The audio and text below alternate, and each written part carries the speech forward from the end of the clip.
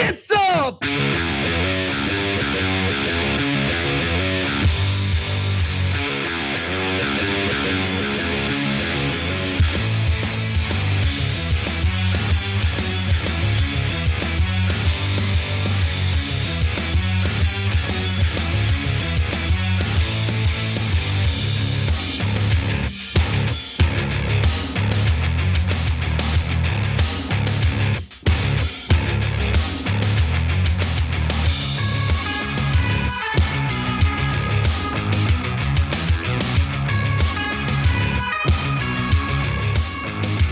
Welcome to TYT, I'm your host, Anna Kasparian. Cenk Uygur is off for the week, but Francesca Fiorentini is here to host the first hour with me. Franny Fio, how are you doing? I'm good, I'm glad to be here, glad to fill in for Cenk. He deserves some time off. And yeah, looking forward to kicking off another very exciting week of news with you, Anna. There's a lot to get to. Believe it or not, Trump's indictment didn't make it on the show today. Yes. I'm sure there's gonna be endless coverage of that later. But I do wanna just quickly start off by announcing a new TYT podcast that is dedicated to the Trump indictment. During a recent episode of The Young Turks, we talked about Trump's indictment and how, what the ramifications of that could be. But if you go to wherever you get your podcast, you will find some info on this TYT podcast, which I'm looking for the name of. In fact, give me a minute, I'm gonna look for more details on this, but we are dedicating a podcast specifically to this Trump indictment and what follows that story. So there will be plenty of coverage, just not on today's show. But we do have a lot of really great stories for you, including an update on the East Palestine train derailment. Apparently there were some details that were kept out of the public from the CDC and the EPA that I wanted to talk about. We'll also discuss a lawsuit that a first grade teacher has now filed against a school district after getting shot by one of her 6-year-old students. So that's another update. And then we're gonna fill you in on what the latest is in regard to Florida Governor Ron DeSantis's struggle against Disney World in Orlando, Florida. But before we get to any of that, just want to encourage you to like and share the stream if you haven't already. It's an easy way to get the message out, let people know about the show. And you can also become a member by going to tyt.com/join, where Wozni Lombre will be joining me for a special members only bonus episode. Why don't we get started with the update to East Palestine? This one is quite a doozy and gives you a sense of why the public seems to lack trust toward our institutions. While residents of East Palestine, Ohio were told repeatedly that their air and water quality was completely fine after a train derailed in their town and essentially released toxic chemicals into their environment, turns out that some of the individuals doing the testing actually fell ill, and it wasn't widely reported that they had fallen ill. So this was an exclusive report by CNN, one of the examples of good reporting from CNN. And before we get to who got sick, why they got sick, and what the excuse is in terms of why the public didn't know about it, let's just do a quick refresher and give you context into what happened during this train derailment. So 11 cars carrying more than 1 million pounds of hazardous chemicals ended up derailing in East Palestine, a small town in Ohio. Now, the chemicals spilled into the soil and air and into 2 small creeks that run through the town. A car carrying flammable vinyl chloride became unstable, sparking fears of a massive explosion. So they decided to do what was referred to as a controlled burn, although there are some conflicting reports as to whether they needed to do a controlled burn. There could have been safer ways of doing this. Nearby residents were evacuated while small holes were punched in the rail cars so vinyl chloride could be channeled into a trench where it was burned. A black mushroom cloud rose over the town and left ash and soot on cars and buildings for miles around. Afterwards, the CDC's Agency for Toxic Substances and Disease Registry sent 15 people to the area to conduct an assessment of chemical exposures. And one of the things that the investigators do is they go to households near the derailment site to ask them if they're experiencing any symptoms related to exposure to these toxic chemicals. And I'll give you the results of their study in just a moment. But before we do, the investigators, some of them got real sick. Now remember, they sent 15 CDC employees to do this investigation. 7 US government investigators briefly fell ill in early March while studying the possible health impacts of a toxic train derailment in East Palestine, Ohio. The US Centers for Disease Control and Prevention confirmed to CNN. So Francesca, 7 out of the 15, nearly half of them got ill, and they suffered from symptoms like sore throat, headaches, coughing, nausea, basically the same symptoms that the East Palestine, Ohio residents were experiencing, but were told repeatedly, everything's gonna be okay, you're gonna be fine, everything is safe. Absolutely. I mean, if only this were in Cuba, and then we could call it, the East Palestine syndrome, and do 60 Minutes, which we're going to talk about, reports all about the syndrome that must be related to Fidel or something. No, and I'm making that joke because obviously this is why TYT and your coverage is so important, is because this is a story that a lot of mainstream news outlets have left, like a toy that they're done playing with. It's done, it's over. We're not gonna follow up, and because it's not follow, it's corporate malfeasance. It fingers both the Biden administration and Republicans. We don't wanna touch it. No, this is exactly why we have to talk about this. And of course there were people who are gonna get sick, and of course the residents are gonna be like, see what happens? This is, mind you, after the head of the EPA goes and drinks the water performatively. I think there's like 2 or 3 moments where different officials are drinking the water, just a total slap in the face. And so, yeah, and I think the CDC workers, yes, it's a little bit delicious, sort of, hypocrisy and justice maybe, but they didn't want to necessarily be there cleaning up the mess of, essentially a massive, railroad barons malfeasance. Yeah, they didn't want to be the ones to be the guinea pigs, and yet here they are, as if they hadn't been through enough in these last, 3 years of the pandemic. Yeah, and it's just so frustrating because it's important to have institutions, government institutions that you can rely on to tell you the truth, that you can, take their reporting, take their investigation, and figure out whether or not it's safe to go back to your home in East Palestine. And in this case, the argument was, well, we decided that the public didn't really need to know about the 7 CDC investigators who experienced these symptoms, because when they were told to go home and rest, their symptoms were alleviated and they were able to get back to work and do their thing. No, but you don't get to make that decision. The local community there deserves to know about the reality of the situation. They deserve to know every moment of that investigation, what the outcome was, whether or not the CDC employees fell ill as they were doing their investigation, because they need to make decisions about how to move forward. Do they go back to their homes? Is it safe for their kids? But there's more to this that's pretty incredible. So again, all of the symptoms that they experienced were consistent with what the residents were experiencing. And by the way, apparently continue to experience, but they keep getting told that everything is safe, everything is fine. So early results of the Ohio ACE survey, so that's the survey that the CDC did, show that more than half of the 514 residents who have taken it so far have experienced symptoms after the derailment. So what are the top symptoms? Well, 74% of the residents said that they are experiencing headaches, 61% said anxiety, 53% say coughing, 53% say fatigue, 50% reported that they were experiencing pain, irritation, or burning of the skin, and another 50% say, or 50% of them also say that they experienced stuffy nose and sinus congestion. Now, the CDC spokesperson said in a statement to CNN, quote, symptoms resolved for most team members later the same afternoon, and everyone resumed work on survey data collection within 24 hours. Impacted team members have not reported ongoing health effects. So in their minds, everything's okay. They got better. They were able to go back to work within 24 hours. So that's the reason why we just didn't really feel the need to report this widely.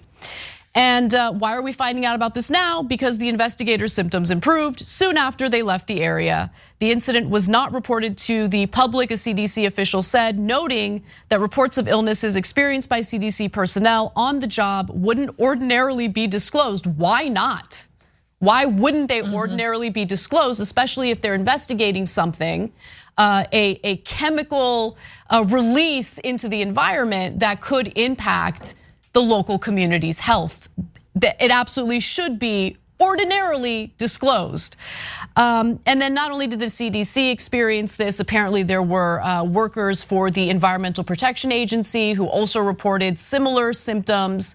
They got sick, but since their symptoms got better within 24 hours, apparently they went back to work and didn't feel the need to widely report this or widely report the illnesses to both the press or the local community.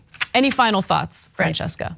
No, the biggest thing is they get to go home, right? They get to leave East Palestine. The residents do not have that option. And all of this is to save money for everyone to keep passing the buck back and forth between, corporate greed and government. And when you hollow out places like the CDC or the EPA or FEMA and you gouge them, they're not equipped. And so I understand being like, we should put these residents up in hotels, which is what they should do for months and months and months until they know it is safe to move back.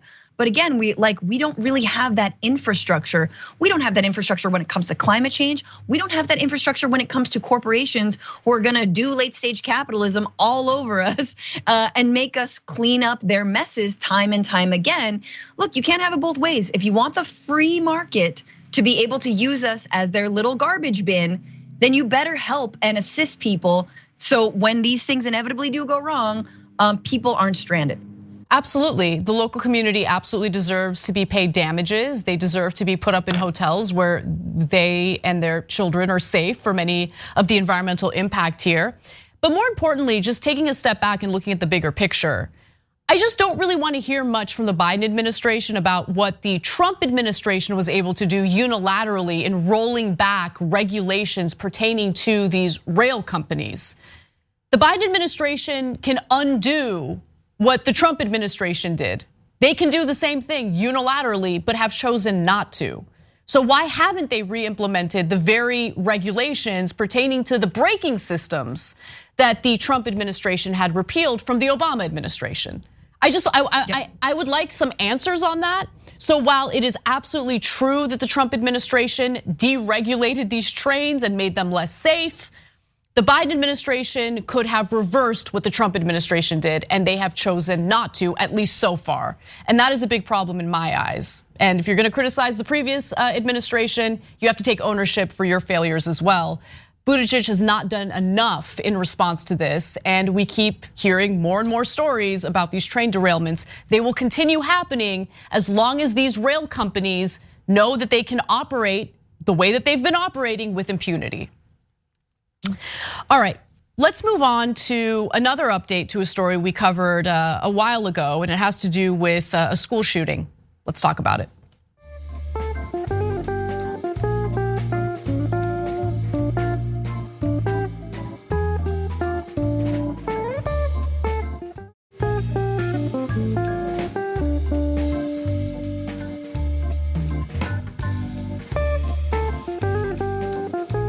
You know, there's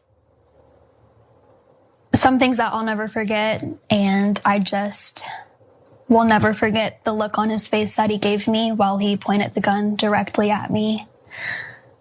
That's something that I will never forget. It's changed me, it's changed my life. That's first grade teacher Abigail Zwerner, and the shooter that she is referencing in that interview was one of her 6-year-old students. That's right, a 6-year-old student opened fire at Rich Neck Elementary School in Virginia and attempted to essentially kill this teacher. Now, luckily she survived, as you can see from the interview. She was shot through her hand and basically the bullet hit her chest and she suffered from a collapsed lung as a result, but she is recovering. The big story now, though, is that she has filed a lawsuit against the school administrators, the school board, and other officials within the school district. She says that she had warned administrators and officials about how violent the student was, and her concerns allegedly went ignored.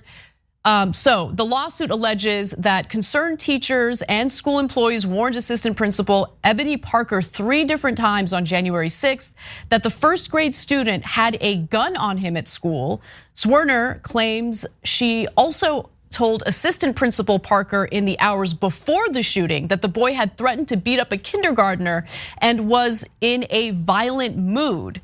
There are more accusations in this lawsuit. Before I get to those details, I just want to open it up to you, Francesca. Keep in mind that the 6-year-old is too young to be prosecuted, which I think makes sense. And so the teacher here is looking for justice, and I think this lawsuit is an interesting way to get it. It's such a bigger story, right? Because it goes to the heart of why we need basic gun control in this country. But let's start with what she said, which was the look on his face. And now maybe there's clarification, but I can only imagine that look was not a look of like, what am I doing? Oopsies, but it was, I'm mad, I'm a 6-year-old, I'm throwing a tantrum, and I wanna hurt you. And that is terrifying, like on some like Chucky level, child pointing gun at you. Like that's what that sounded like, that it was bone chilling. The problem is so many Republicans, instead of course, because they can't talk about gun control because the NRA gives them too much money. So they have to be like, well, that child was, it's a demon. Demon child, and we should lower the age to be held legally liable for something like that. Like that truly is their answer. It's like, anti-choice, have your baby. But if you get a bad one, I don't know, put it in jail. Well, the other statement that you might get from some Republicans is that, well, I mean, these schools would be much safer if you just armed the teachers. So think about what that would mean. That would mean that in this particular case, a first grade teacher would have to shoot a 6-year-old who is posing a threat to her life and the lives of others. I would say maybe we need to rethink some of the policies that allowed for the situation to get to the point that it got in. That's just my thought on it. Maybe you don't get to claim moral high ground ever again if that's your stance and that's your argument. Are you kidding me? I know, it's crazy. I mean, I can't even imagine like the amount of stress teachers are already dealing with, especially with the fact that they have historically been underpaid, underappreciated. They're also dealing with ridiculous accusations of grooming children from the right wing as we speak, but that same right wing wants to arm those teachers to then do what? In this case, in this very specific case, shoot and possibly kill a 6-year-old kid. Now look, I think this lawsuit is also really interesting because it implies that there were warning signs that administrators and school officials decided to ignore or neglect. And it's a lawsuit, it has to go through court and we'll figure out what there needs to be evidence presented. Right now, these are just accusations, but I think the accusations, if proven true, are pretty damning. The suit also alleges, upon hearing that information, Assistant Principal Parker had no response, refusing to even look up at plaintiff when she expressed her concerns. The suit also alleges that the assistant principal also repeatedly failed to act on warnings the boy had a weapon that day of the shooting. So apparently Zwerner, the first grade teacher who got shot, claims the boy had a history of random violence and had strangled a teacher in kindergarten. 2 days before the shooting, the lawsuit alleges the boy smashed Zwerner's phone and called her and others an inappropriate name. On the day of the shooting, during recess on January 6th, Zwerner had informed another teacher that she suspected that the 6-year-old had a weapon after seeing him remove something from his backpack. Now, the other teacher decides to search the boy's backpack, but did not find a weapon, according to the lawsuit. Now, the other teacher did decide to relay that information to Parker. Again, that is the assistant principal, telling her that the boy may have put the gun in his pocket before the search and taken it outside for recess. Parker replied the boy had small pockets, insinuating that he couldn't possibly have a gun on him, according to the lawsuit. But guess what? He had a gun on him because that was the same gun he used to open fire within a first grade classroom, shooting this first grade teacher. So I don't know if this is proven to be true. I don't know why it would be so difficult to just check and see. Like, why would the teachers make this up? Obviously, they're concerned. How about we cover all our bases, especially knowing that the student has a history of violence within this campus?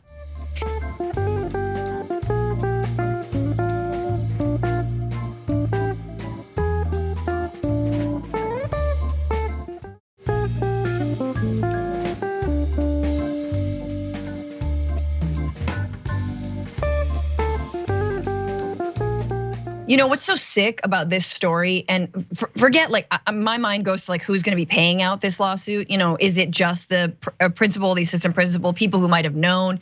The taxpayers, you know, like $40 million. Exactly. Yep. Exactly. That should be going to helping this school, to getting, you know, mental health workers to work a case with this kid, you know, to help him, to take him out, whatever it is.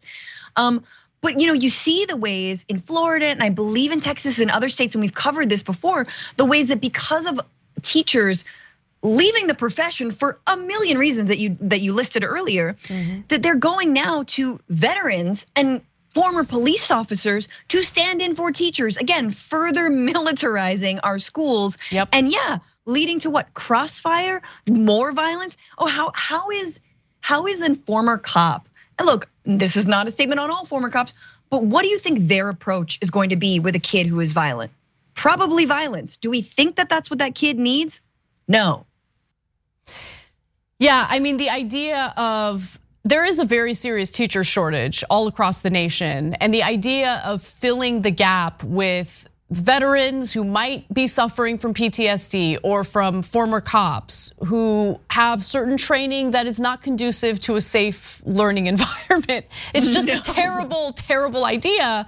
In reality, you know, there needs to be a real discussion about what to do to support these teachers, and more importantly, provide services for kids who might be going, I mean, this is a 6-year-old, okay? I don't believe that people are born evil. Obviously, the 6-year-old is experiencing something and needs help. At the same time, when the educators and other students are going to the administrators to warn about this student having a gun, the administrator should probably take it seriously, because it wasn't just the educators in this case. After recess, a student told a teacher that the 6-year-old had shown him a gun while they were on the playground, threatening to shoot him if he told anyone, according to the lawsuit. That teacher relayed the information to the assistant principal through an intermediary, the suit alleges. A guidance counselor also warned the assistant principal about the boy possibly having a weapon. About 45 minutes before the shooting, the counselor asked to search the boy, but was rebuffed by the assistant principal, Parker. And then final thing that I want to say is the mother should be investigated, the 6-year-old's mother, okay? Look, if all of this that's been, all of these accusations against the assistant principal and other officials are proven true, yes, they should be held accountable. But also, let's talk about the mom for a second, because how did the 6-year-old obtain the weapon in the first place?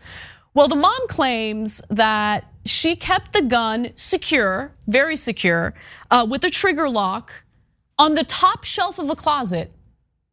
On the top shelf of a closet, Francesca. That is what the mom is saying. So this isn't, oh, maybe we're gonna speculate that the parent isn't keeping the gun safe. No, she is admitting that she keeps it on the top shelf of a closet, as if the 6-year-old can't put a chair right where the shelf is and try to get up there and obtain the weapon. And so since the boy is not going to be prosecuted, and I don't think he should be prosecuted under Virginia law, maybe there needs to be an investigation into the mother, and maybe there should be potential prosecution into how she has unsafely stored the weapon, which was then used by her 6-year-old to shoot a first grade teacher.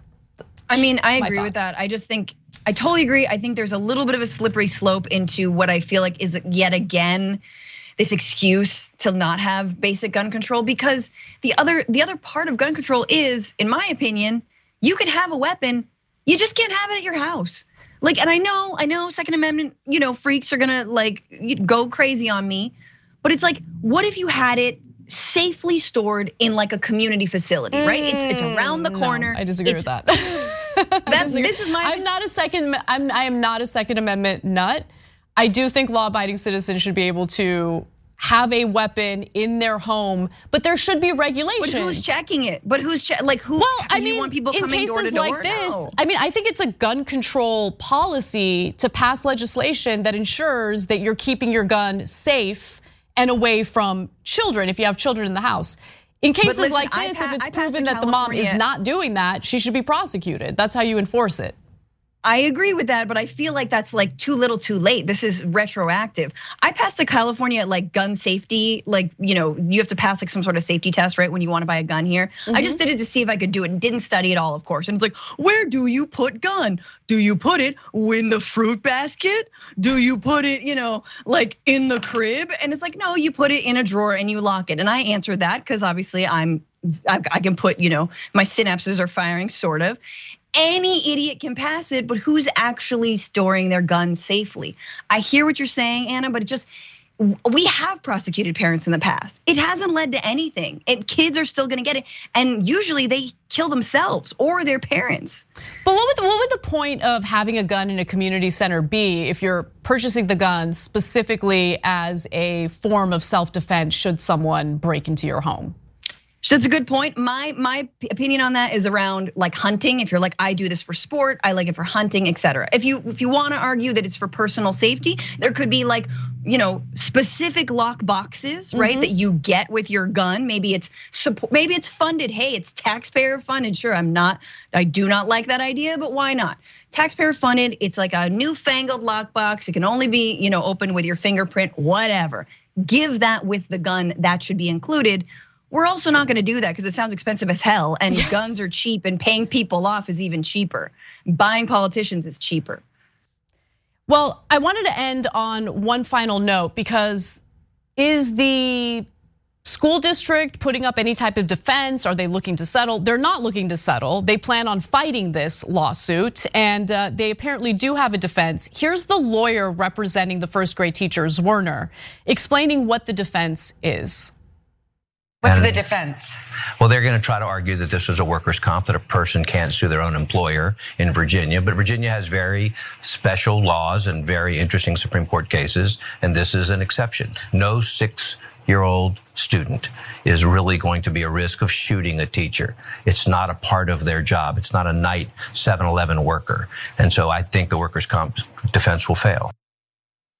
I mean, that is an insane defense. And also by putting up that defense, it seems to be an admission of guilt here. I don't know. Am I reading it correctly, Francesca? What do you think? Workers just like what is Paul and its trust. She was shot in the workplace. I don't, it's all, they're gonna defend it, of course. They're gonna say whatever they need to say. But I think you're right, ultimately, that if this bears out and she can get some kind of compensation, or if she wins this, it should be a lesson to schools also to push back on the narrative that they need to be more militarized and more armed, right? And I think their students, as we've seen in just this last week in Tennessee, students are fired up and they're mad about how much they are being put at risk and their own lives are being played with. We're gonna take a quick break. When we come back, we'll fill you in on the latest with Ron DeSantis's battle against Disney. It's really, really interesting story. He was outmaneuvered by Disney in a pretty incredible way. But if you're on the left, you shouldn't be celebrating it because there's a pretty terrible message there. And later we'll also talk about Marjorie Greene being asked some pretty tough questions during her interview on 60 Minutes. All that and more coming right up. We'll see you in a few.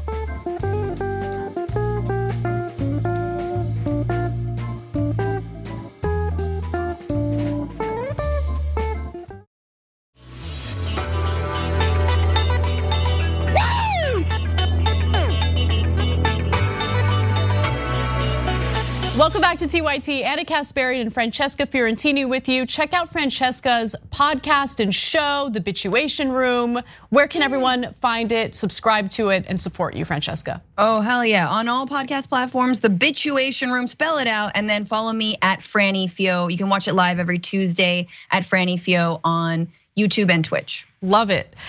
Well, I love it But I gotta say, this next story comes close when it comes to like my affection, because man, this debacle between Ron DeSantis and Disney is really fascinating. And I think that it's a teachable moment for anyone who has legitimate concerns about corporations having too much power in this country. So let's talk about it.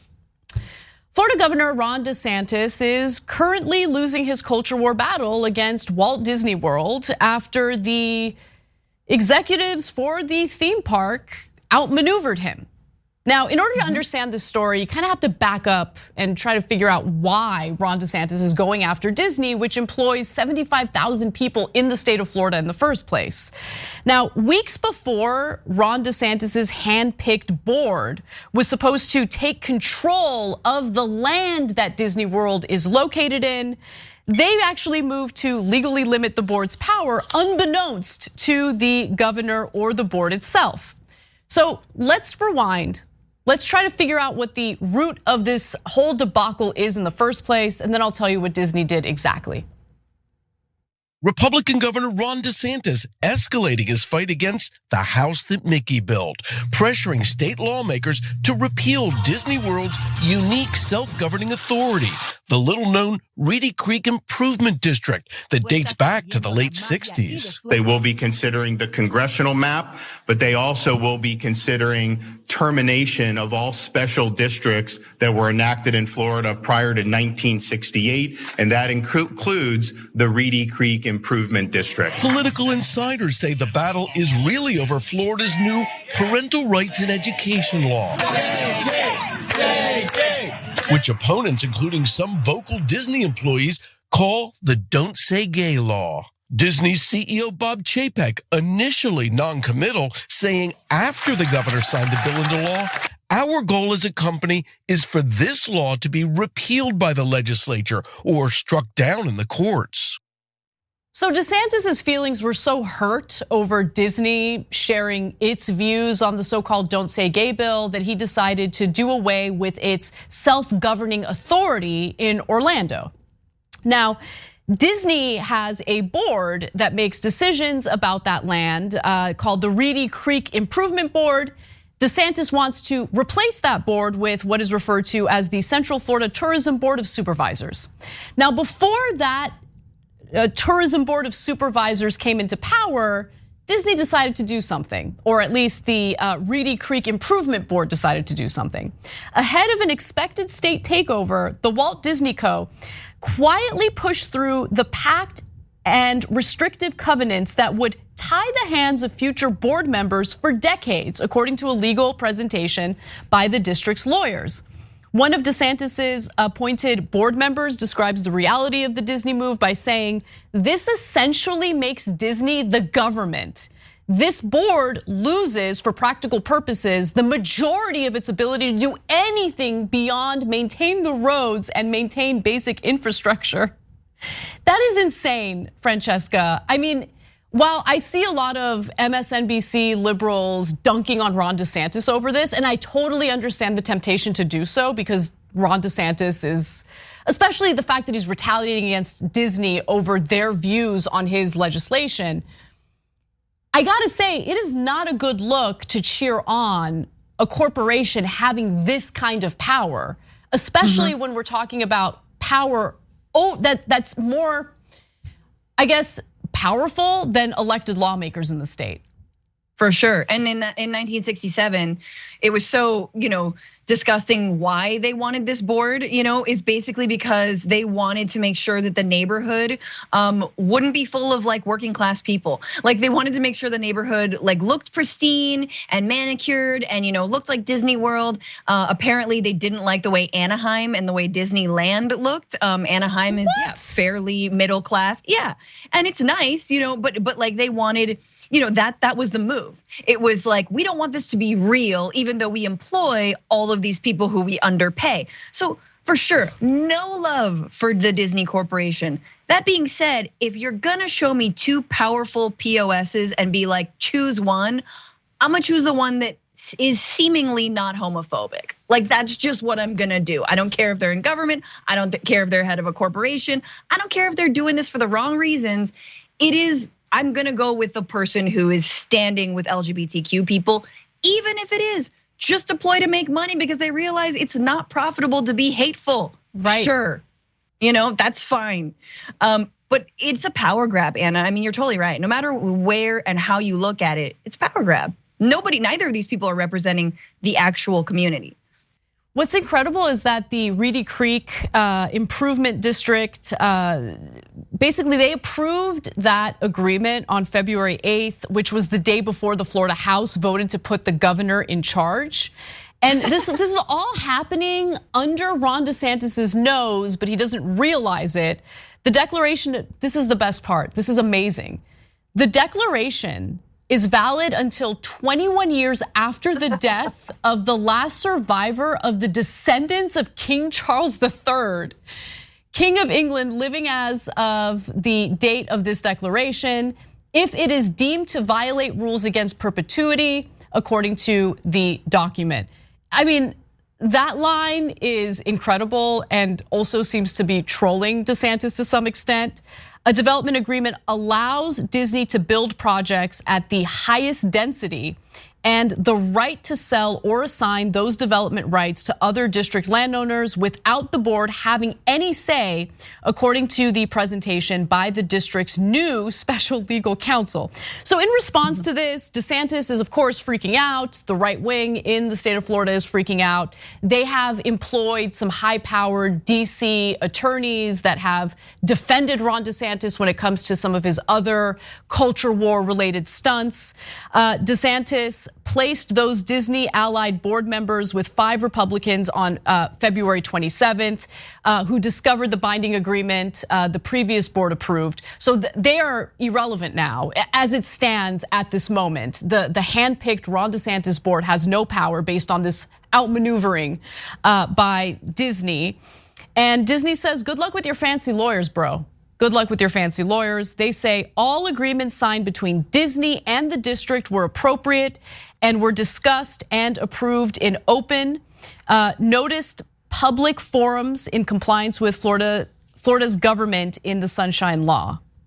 That's pretty incredible. I don't know how DeSantis and his cronies missed this. Maybe he was too busy crafting his next culture war bigoted legislation to distract from the fact that he does nothing to improve the lives of Floridians at all. But any final thoughts on this, Francesca? I mean, that last point, just like improving the lives of Floridians, right? How is Disney doing that? I would argue not much, right? I mean, and in terms of like give your workers a raise or your cast members a raise, we know they've been underpaid. DeSantis is trash. And then finally, I'm just waiting for a corporation in Florida to actually take a stand. Like, I like that this is a stand. It's very funny. I love that line. But I kind of want to be like, move your money, move the money. If you truly have a problem, I do think divestment is a good strategy. We should be divesting from places that have draconian laws, whether it's around, education or whether it's around abortion rights. I do want to see companies putting their money where their mouth is. That's such a great point, because I got to be honest with you. Like, I don't care about some like shallow statement from any corporation on any political issue. Why do we seek statements from them knowing that they're just going to say whatever they need to say to placate the individuals asking for a statement? You're right. I mean, talk is cheap. Actions actually communicate to the public that they stand firm on what they're saying. And of course, Disney's not going to do that. Disney, and in fact, Bob Iger, who is now again the head of Disney, made clear in a recent call with investors, I believe, that they love operating in Florida because there's all sorts of tax benefits that come along with it. There's no way that they're going to move their business to another state. And DeSantis is saying, don't worry, I'm going to keep fighting against them. I'm going to keep fighting against Disney. He claims that Disney did not provide adequate notice, lack of consideration, improper delegation of authority, ethical violations. We'll see how that all plays out. But also keep in mind that when lawmakers allow for corporations to have more power than elected lawmakers do, sometimes the chickens come home to roost. And I think DeSantis is starting to realize that right now. All right, we got to take a break. When we come back, a pretty off the rails interview featuring Marjorie Greene and Leslie Stahl on 60 Minutes. The part of that interview that I wanted to talk about was Marjorie Greene having to answer some pretty difficult questions about who she is as a person. She failed in the context of this interview. We'll give you that and more coming up in the next segment.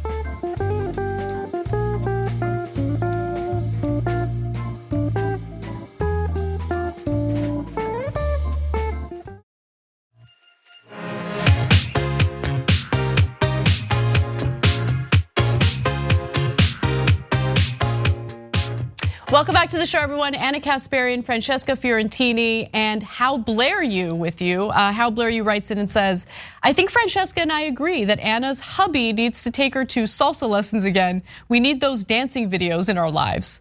Do you agree with that, Francesca? I doubt you've ever thought about it.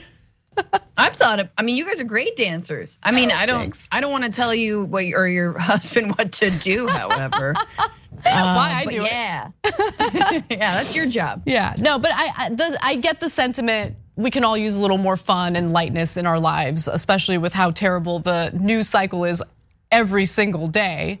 But with that said, why don't we move on to Marjorie Greene being fact-checked in real time, which is nice to see, and how she immediately deflected after dealing with that fact check. Congresswoman Marjorie Greene was recently experiencing a little bit of discomfort, just a little bit, as she was being interviewed by Lesley Stahl on 60 Minutes. And to be frank, the interview was combative to say the least, but there was one portion of it that I thought was interesting.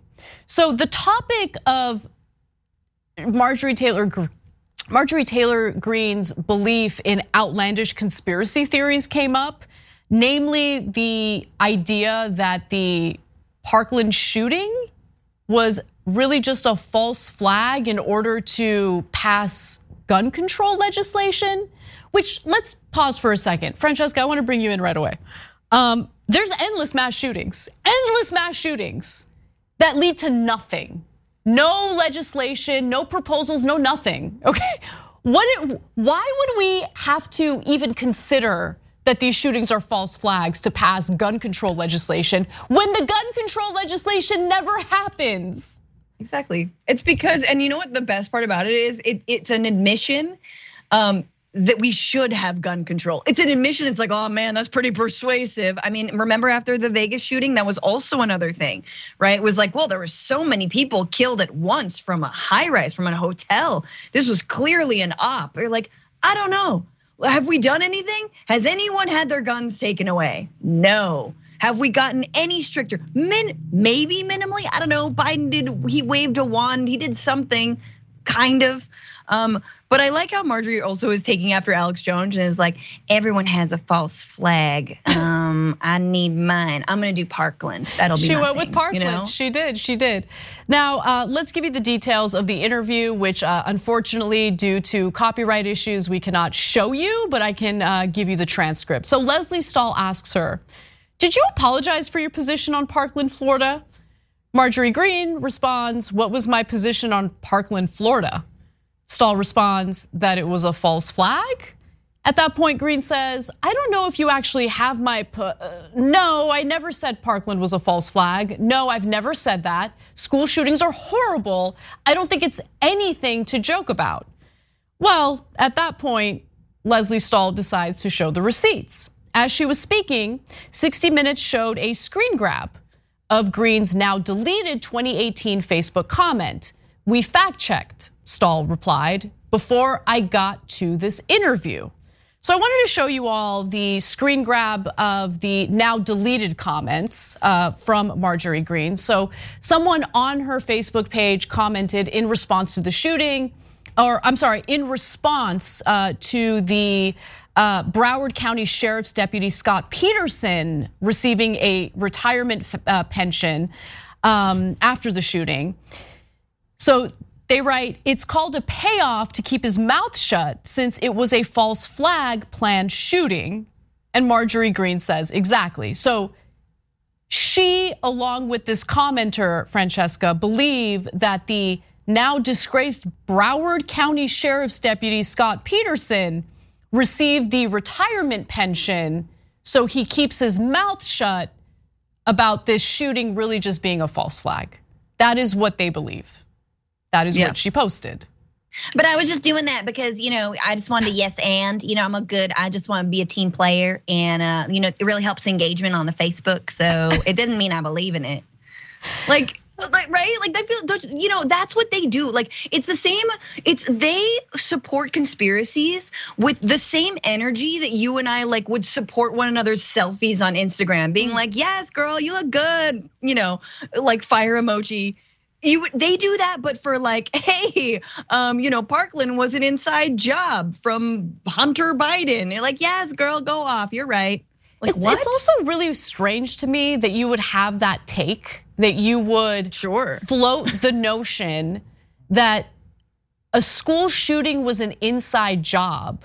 And then when you're asked about it, just be as infuriated by the fact check, infuriated that it even comes up, right? Like they never want to take ownership of what they believe and what they say they believe. So it all really depends on the context. If it's in the context of this Facebook conversation, if it's in the context of conversing with other like-minded right-wingers, oh yeah, we're all false flag, right? Am I right? But then once they're challenged on that, no, I never said that. I take school shootings very seriously. Do you though? Do you? And if she does take school shootings very seriously, like the one, like the Parkland shooting, which she had referred to as a false flag, then why did she feel the need to harass students like David Hogg after the shooting occurred? Remember, David Hogg experienced his classmates getting slaughtered right before his eyes, and after that, this is what Marjorie Greene did. Let's watch. David, why are you supporting the red flag laws? If Scott Peterson, the resource officer at Parkland, had done his job, then Nicholas Cruz wouldn't have killed anybody in your high school, or at least protected them. Why are you supporting red flag gun laws that attack our Second Amendment rights? And why are you using kids as a barrier? And you have nothing to say. No words. So I'm walking. He's got nothing to say. Sad. He has nothing to say because there really isn't anything to say, you guys. He has nothing to say because he's paid to do this. And he's a coward. He can't say one word because he can't defend his stance. Speaking of the inability to defend your stance, after Marjorie Greene was fact-checked by Leslie Stahl, she responded with deflection and word salad nonsense. So here you go. This is what she said. Have you fact-checked all my statements from kindergarten through 12th grade and in college?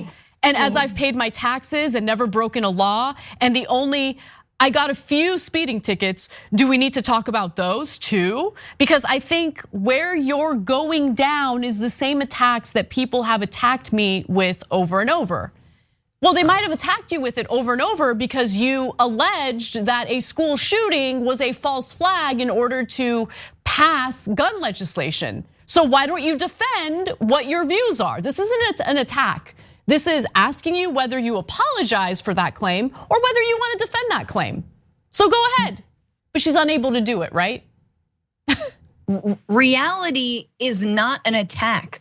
Using your own words, the things you said, the video evidence of you telling David Hogg that he is paid, right? That what do they expect us to do? And this is why ultimately zooming out on this entire story and the back and forth, and we could debate it.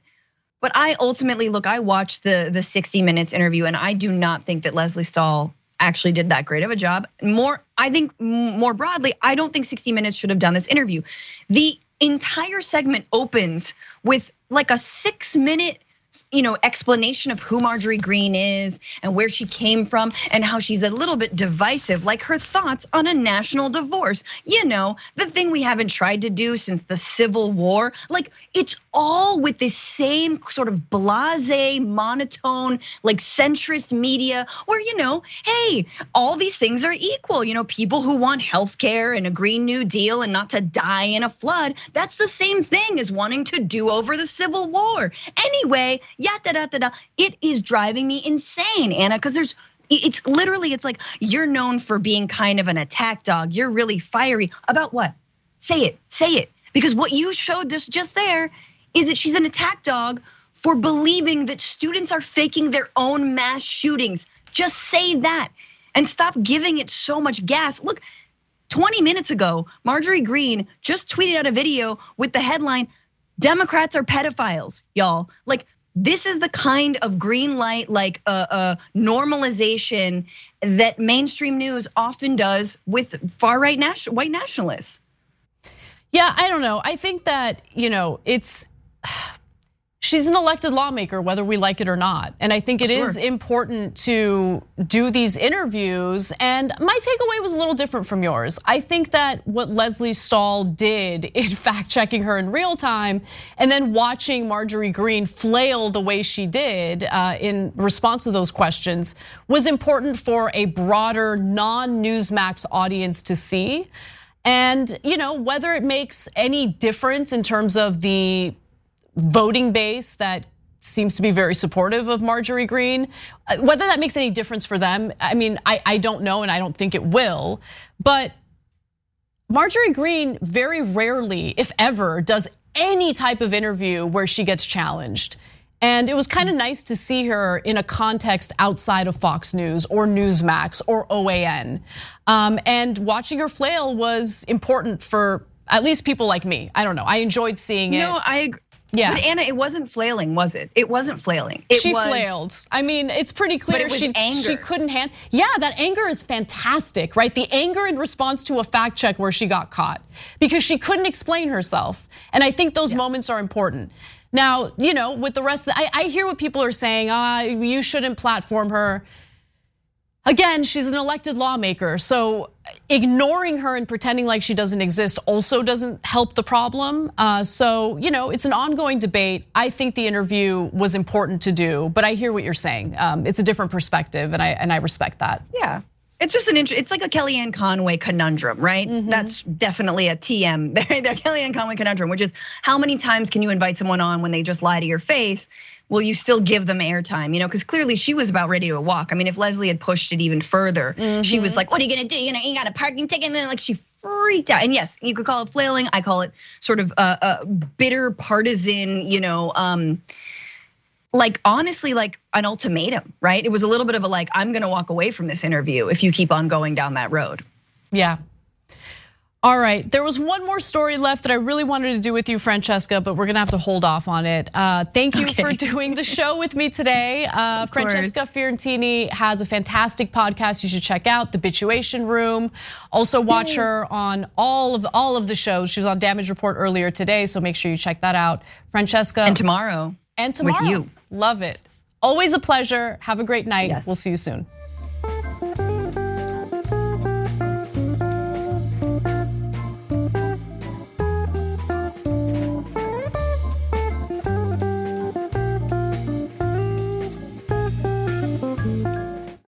Thanks for listening to the full episode of The Young Turks. Support our work, listen ad-free, access members-only bonus content, and more by subscribing to Apple Podcasts at apple.co/TYT.